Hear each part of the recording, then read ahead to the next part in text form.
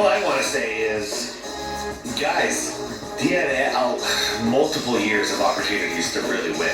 Like where it was, I would say for Jordan's Bulls, the first year that the window was really open was the 89 to 90 season, where they almost got over the hump with Detroit, but they didn't quite get over the hump.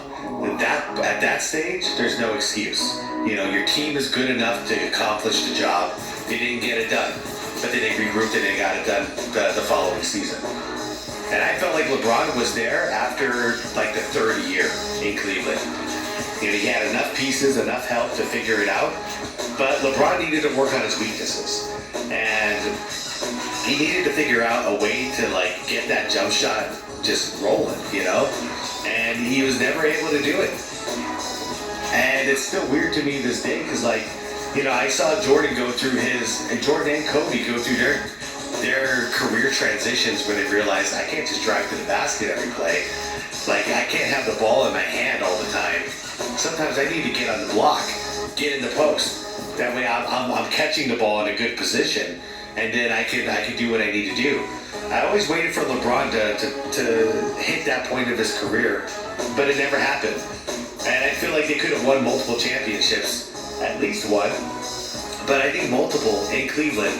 He never would have had to leave, but then he was finding players to basically fill in the gaps of his weaknesses, and he's been doing that mentality ever since, and he still is to this very day.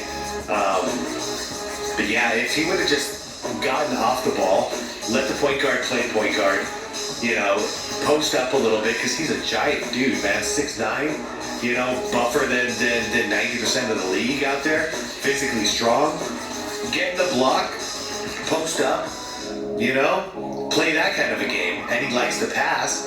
Dude, Magic Johnson and Larry Bird did 90% of their passing. Well, Magic did half his passing on a run and gun, but the other half, he had his back facing the basket. He was posting.